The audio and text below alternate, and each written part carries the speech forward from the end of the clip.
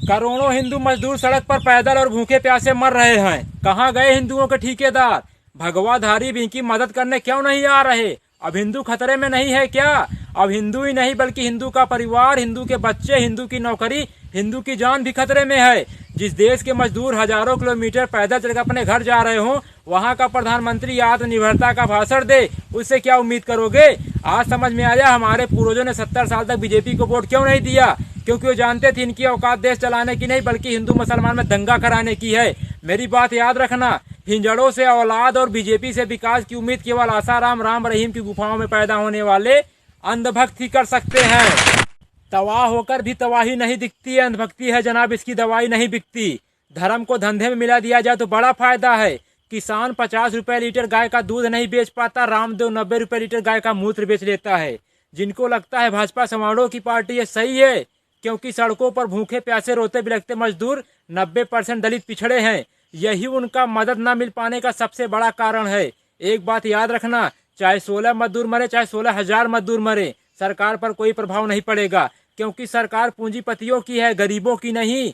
Button दबाकर उंगली में स्याही देखकर खुश होना ही लोकतंत्र नहीं है। अपने अधिकार के लिए सरकार को उंगली दिखाकर सवाल पूछना भी एक लोकतंत्र है। रेलवे बिकेगा, एयर इंडिया बिकेगा, बिकेगा देश का कोना कोना। कोरोना से भी खतरनाक बीमारी है यारो अंधभक्त का होना। हिंदुस्तान में धर्म के नाम पर खून सबका खोल जाता है। बात जब गरीब, किसान, बेरोजगार, मजदूर की होती है तो सबका खून पानी बन जाता है। विदेशों से जो उड़कर आ रहे हैं उनके लिए स्वागत में पोस्टर बैनर लगाए जा रहे हैं, और जो साइकिल से पैदल चलकर आ रहे हैं उनके ऊपर डंडे बरसाए जा रहे हैं।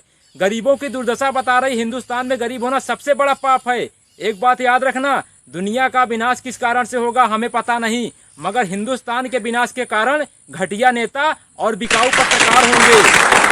पति मर जाए लेकिन सौतन विधवा नहीं होनी चाहिए, वही हाल है अंधभक्तों का। देश बर्बाद हो जाए मगर मोदी हटना नहीं चाहिए। हमारा देश बदल रहा है, बुलेट ट्रेन की जगह मजदूर पटरी पर चल रहा है। जब वो जिंदा थे तो 2 रोटी तक देने की सरकार की औकात नहीं, आज मरने के बाद 5 लाख का मुआवजा कौन खाएगा? घर से निकले थे सपना पूरा करने के लिए, किसको पता था घर जाना भी सपना बन जाएगा। जब गरीब मजदूरों को पैदल सड़क हादसों में कुचल कर मरना ही है तो पीएम केयर फंड में मिला दान किस काम का? जो सरकार गरीब मजदूरों को घर तक पहुंचाने का ट्रेन का किराया तक ना दे सकी, वो 20 लाख करोड़ का पैकेज क्या देगी? एक बात याद रखना, बिखरेंगे जमी पर तो रमक छोड़ जाएंगे, बिखरेंगे जमी पर तो रमक छोड़ जाएंगे। गरीब है तो क्या हुआ, मरने के बाद भी गरीबी वाली महक छोड़ जाएंगे।